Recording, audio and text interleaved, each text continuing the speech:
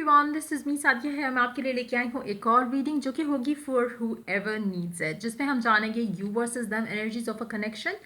जहाँ पे आप क्या सोचते हैं उनके बारे में, वो क्या सोचते हैं आपके बारे में, और साथ में हम ऑरेकल कार्ड्स ऐड करेंगे इस रीडिंग के अंदर। सो देखते हैं what's going on in the connection that you have with a specific someone. जो भी एक इंसान है जिसके साथ आपका कनेक्शन है, वो कैसा सोचते हैं आपके बारे में राइट नाउ, क्या चल रहा है आपके एंड से और उनके एंड से इस कनेक्शन के लिए, वो जानेंगे। साथ में हम फ्यूचर देखेंगे इस कनेक्शन का कैसा रहेगा। सो रीडिंग शुरू करने से पहले रिमाइंड करवाऊंगी कि एक जनरल रीडिंग है, सबके साथ मैच कर भी सकती है और नहीं भी। सो जो बातें, जो मैसेजेस आपकी लाइफ में आपके सिचुएशन से मैच करते हैं, आप उन मैसेजेस को पिक करो, बाकी सबको छोड़ दो। अगर आप पर्सनल रीडिंग चाहते हो, पेपाल से या इजी पैसे से पेमेंट कर सकते हो, सिर्फ तभी मुझे रीच आउट करो। रीच आउट करने से पहले डिस्क्रिप्शन बॉक्स देख लो, उसमें सारी services along with the prices mention है। अगर आप रेडी टू पे हो, सिर्फ तभी रीच आउट करो ताकि आपका टाइम भी वेस्ट ना हो और मेरा भी। उसके अलावा अगर आप चाहो तो पर्सनल रीडिंग उसके अलावा अगर आप चाहो तो मुझे इंस्टाग्राम पे डेली रीडिंग्स के लिए देख सकते हो। लिंक जो है वो डिस्क्रिप्शन बॉक्स में गिवन है। सो स्टार्ट करते हैं रीडिंग और देखते हैं कि what's going on in this connection. अच्छा, इसके अलावा जब हम ऑरेकल कार्ड्स लेंगे तो हम उसमें क्वेश्चन ये रखेंगे कि आपको राइट नाउ करंट सिचुएशन में ऐसा क्या करना चाहिए ताकि सिचुएशन आप दोनों के दरमियान में बेहतर हो जाए। So yup, let's start the reading. हम इसी डेक को जो है वो 2 हाफ्स में डिवाइड करेंगे। एक साइड से आपकी एनर्जीज आएगी और दूसरी साइड से आपके पर्सन की। लेकिन हम पहले दोनों में से टॉप कार्ड जो है वो as a future of the connection लेंगे। और नाउ स्टार्ट करते हैं रीडिंग। देखते हैं person A to person B की एनर्जीज। अपनी साइड आपने हमेशा से खुद से चूज़ करनी होती है कि आप कौन सी साइड से ज़्यादा रिलेट कर पा रहे हो। सो ओके, टेम्परेंस और S of cups, S of swords और है किंग ऑफ पेंटिकल्स।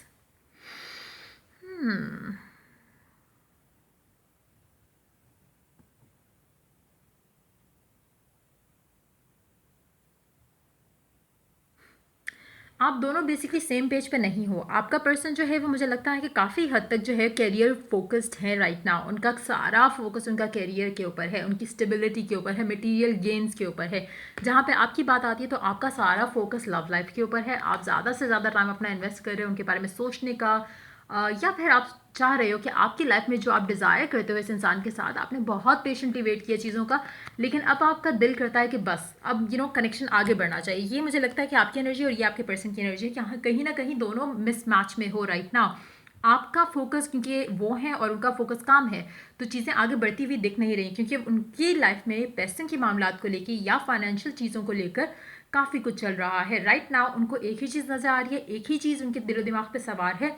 जैसे आपके दिलो दिमाग पे प्यार सवार है, लव लाइफ सवार है, उनके दिल पे काम सवार है, फाइनेंशियल स्टेबिलिटी सवार है। तो उसके लिए वो बहुत दिलो जान से कोशिश कर रहे हैं। जहाँ पे आपकी बात आती है तो आप भी दिलो जान से लव लाइफ के बारे में सोच रहे हो ना। इशू ये इसलिए आता है यहाँ पर इस कनेक्शन के अंदर क्योंकि दोनों एडिक्शन की तरफ हो, एक्सट्रीम एक लेवल की तरफ हो, लेकिन क्योंकि लेवल आपका एडिक्शन जो है वो लव है, उनका एडिक्शन काम है, तो कभी भी चीज़ें इस तरह से वर्कआउट नहीं होंगी। आप दोनों को बेसिकली एक मिडवे फाइंड करना पड़ेगा। और वो मिडवे कैसे आ सकता है? दोनों अपना एडिक्शन थोड़ा थोड़ा छोड़ो और उसके बाद आप दोनों के कनेक्शन में थोड़ी बेहतरी आ सकती है। राइट नाउ जो करंट एनर्जीज हैं वो बिल्कुल ऑपोजिट हैं। आप दोनों बिल्कुल भी, आपके पर्सन आपसे ऑलरेडी डिटैच्ड है। आप शायद उनको मैसेज पे मैसेज करने की कोशिश कर रहे हो, बात करने की कोशिश कर रहे हो, इमोशनली उनको ओपन अप करने की कोशिश कर रहे हो, थिंकिंग कि वो कभी अपनी फीलिंग्स एक्सप्रेस नहीं करते। जबकि उनके अगर आप माइंडसेट से देखो, उनकी लेवल ऑफ अंडरस्टैंडिंग से देखो राइट नाउ, लव लाइफ उनके दूर दूर तक उनके दिलो दिमाग पे नहीं है। करंटली उनको किसी चीज़ में अपना रिजल्ट नहीं मिल पा रहा जो कि फाइनेंस से कनेक्टेड है।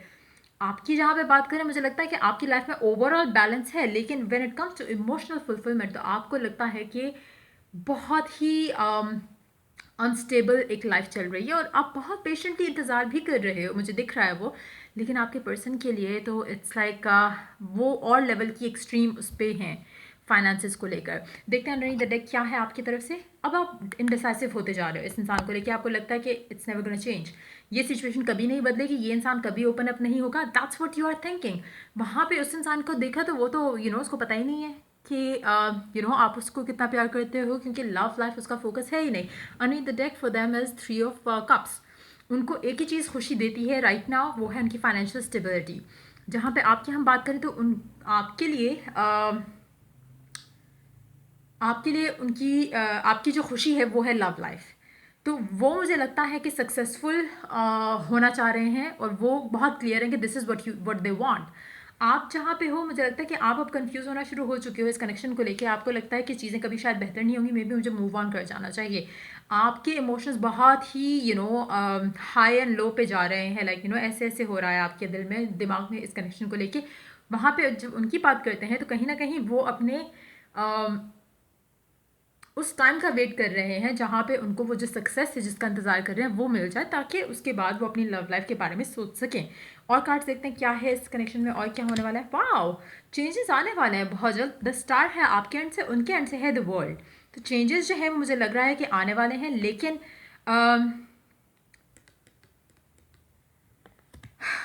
क्या वो चेंजेस कनेक्शन के लिए फेवरेबल हैं, ये मुझे लग नहीं रहा, क्योंकि ये जिसके लिए काम कर रहे हैं इनको उसमें डिसअपॉइंटमेंट मिलने वाली है। आपके ऊपर जो चेंज आएगा उसको लेकर आप सोचना शुरू करोगे कि मुझे अब मेरी लव लाइफ में आगे मूवमेंट चाहिए। शायद आप गिव अप करने का सोचने लग जाओ, क्योंकि आपको लग रहा है कि लोग क्या बातें करना शुरू हो चुके हैं आपके बारे में, कि आप क्या सिंगल ही रहोगे और ये इंसान है कि शादी के लिए रेडी ही नहीं हो रहा। लेकिन मुझे लगता है कि जैसे ही आप दूसरों की बातें सोच के अपना माइंड जो है वो चेंज करने वाले हो, वहीं पर ये इंसान जो है जो आप ऑफर कर रहे हो वो उसको कंसिडर करने लगेगा, क्योंकि इसकी लाइफ में जो दूसरी चीज़ है वो तो इसको हर्ट कर रही है फॉर श्योर। आपकी जहाँ पे बात आती है, आपको लोगों की बातें, लोगों की चीज़ें जो है वो अनॉय करना शुरू हो गई हैं। आपको क्लैरिटी के साथ आगे बढ़ना है, जहाँ पे आपको पता है कि आप क्या करने वाले हो इस कनेक्शन में। आपको चाहिए एक स्टेबल कनेक्शन जो कि शादी को लीड करे, जिससे आप खुश रहो। और ये इंसान क्योंकि रेडी नहीं है, तो आप सोच रहे हो कि मुझे छोड़ देना चाहिए इस इंसान को, या वेट करना छोड़ देना चाहिए। जहाँ पे बात आती है इस इंसान की, जैसे आपने ये सोचना है उसी वक्त ये इंसान थोड़ा ओपन अप करेगा और ये आपसे कम्युनिकेट करने के लिए रेडी होगा। अगर इसने आपको ब्लॉक किया हुआ है तो अनब्लॉक कर देगा, क्योंकि कहीं ना कहीं इसको रियलाइज़ होना शुरू होगा कि इस तरह से इसकी लाइफ में जो चेंजेस है वो आगे नहीं बढ़ेगी, और इसको कहीं ना कहीं फील होगा कि कुछ है जो कि आपके करीब कर रहा है इस इंसान को, और इसीलिए उसकी लाइफ की बाकी चीज़ें जो है वो नहीं चल पा रही हैं। तब ये रियलाइज़ करेगा और तभी आपको प्रपोज करेगा। किंग ऑफ कप्स है इसके नीचे, 10 ऑफ कप्स के बाद जहाँ पे क्वीन ऑफ सोल्स की बात आती है, यहाँ पे मुझे लगता है कि आप अपने आप को क्लियर करोगे कि आपको अब सेक्सुअल कनेक्शन इस इंसान के साथ तो बिल्कुल नहीं चाहिए। आपको जो चाहिए, आपको उससे सेटल इन फॉर लेस करना ही नहीं है, क्योंकि हमेशा होता ये है कि आप इस कनेक्शन में ज़्यादा देते हो और फिर आपको गिव अप करना पड़ता है, क्योंकि ये इंसान कभी फॉरवर्ड नहीं आता कमिटमेंट के साथ। आप लोगों की बातें लाइक सर सुन सुनकर तंग आ चुके हो, और अब आपको चाहिए कुछ स्टेबल कनेक्शन इस इंसान के साथ। आपको चाहिए कि चीज़ें स्टेबल भी हो और फास्टली जो है वो आगे मूव करें, जो कि सिर्फ तभी होगा जब ये इंसान ओपन अप करेगा, अपने सारे काम शाम छोड़ छाड़ के आपको प्रायोरिटाइज करेगा, तब जाके चीज़ें बदलेंगी इस कनेक्शन के अंदर। सो ये है आप दोनों की एनर्जी टुवर्ड्स दिस कनेक्शन। देखते हैं फ्यूचर क्या आने वाला है, लाइक नियर फ्यूचर क्या होगा इस कनेक्शन का, आपका और आपके पर्सन के साथ। The empress pair up with 6 of wands. आप दोनों का साथ आना इस कनेक्शन के लिए और इस इंसान के लिए बहुत लकी रहेगा। जो भी उनके मसले मसाइल हैं, जो भी चीज़ें स्टक हुई हैं, वो उनकी आपकी लक से जो है मूव करेंगी आगे। और इसीलिए मुझे लगता है कि ये इंसान बहुत जल्द अपने फेलियर को अंडरस्टैंड करते हुए और साइंस पिक करते हुए मूव करेगा towards making this connection stable, और कहीं ना कहीं आपको अपना सब कुछ मानने लगेगा। सो ये मुझे लग रहा है कि होने वाला है आप लोगों के कनेक्शन के अंदर। सो वाओ, अब देखते हैं कि आपके करंट सर्कमस्टांसेस की अगर हम बात करें तो चीज़ें कैसे बेहतर हो सकती हैं। ओरेकल कार्ड से क्या मैसेज मिलता है, क्या गाइडेंस मिलती है, वो चेक करते हैं। लेट्स सी आप लोगों को क्या करना चाहिए इस करंट सर्कमस्टांसेस में कि चीज़ें आप दोनों के हक में बेहतर हों इस लव लाइफ की सिचुएशन में। एडजस्टमेंट्स आर रिक्वायर्ड और a time to give rather than take. ये आपके पर्सन की एनर्जी होगी, उसको फाइनली इस कनेक्शन में देना पड़ेगा। आपने बहुत दे दिया और एडजस्टमेंट जो है वो आप दोनों के एंड से होनी मस्ट हैं। अगर आप एडजस्ट नहीं करते, आप अपना मैडनेस लव से हटा के किसी और चीज़ पे थोड़ा सा डाइवर्ट करो, वो अपना मैडनेस थोड़ा काम से हटा कर आपकी तरफ डाइवर्ट करें, तो चीज़ें जो है वो बेटर हो जाएंगी। तो ये बेसिकली आपको करना चाहिए। हो सकता है कि आपको चाहिए कि आप अपना, अगर आप अपने करियर के ऊपर फोकस नहीं कर पा रहे तो आपको उसके ऊपर करना चाहिए। अगर उनके लिए वो लव लाइफ के ऊपर फोकस नहीं ला पा रहे तो उनको उसके ऊपर फोकस लाना चाहिए। और वो तभी आएगा जब आप अपना फोकस इससे हटा लोगे, अपने आप को पुल अवे कर लोगे, तभी आपके बारे में सोचेंगे। अगर आप इनके साथ चिपके रहोगे तो ये कभी भी उस चीज़ को वैल्यू नहीं करेंगे और इनको कुछ भी अंडरस्टैंडिंग नहीं आएगी। So you need to pull away. जब आप पुल अवे करोगे, आप अपने ऊपर फोकस करो, अपनी स्टेबिलिटी के ऊपर फोकस करो, तब ये इंसान आपके ऊपर फोकस करने लगेगा। सो देखते हैं और ओरेकल क्या ऐड करते हैं, आपको क्या करना चाहिए इस सिचुएशन में। Let's find out. Pay attention to the thoughts ideas that come to you as they are answered prayers. अपने माइंड में आपको कहीं ना कहीं थोड़ी बहुत जो है वो थॉट्स के हिसाब से आपको गाइडेंस मिल रही है, आपको साइंस मिल रहे हैं जिनको शायद आपको पिक करने की ज़रूरत है। अपनी थॉट्स को चेंज करो, क्योंकि जो आप सोच रहे हो वो बेसिकली आपको कहीं ना कहीं आपकी इट्स मोर लाइक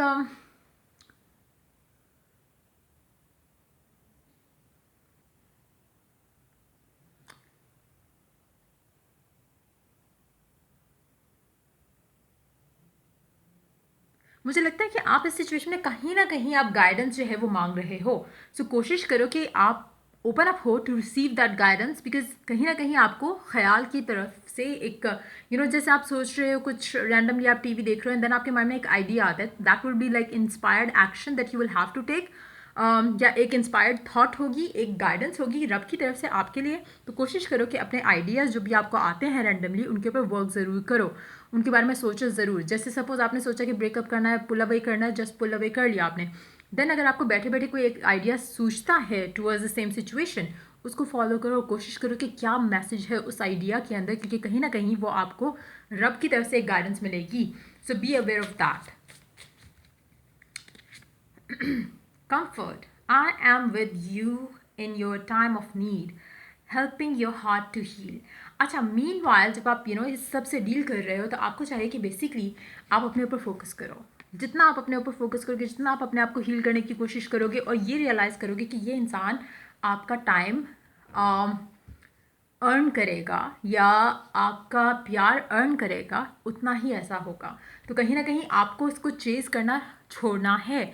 जहाँ आप चेज़ करना छोड़ोगे, ये इंसान रास्ते पे आ जाएगा। सो ये मुझे लग रहा है आप लोगों की एनर्जीज एक दूसरे के लिए towards this connection as well. तो हम इसमें मैसेज कार्ड्स जो हैं मुझे नहीं लगता कि लेंगे। So we just need to wind it up here.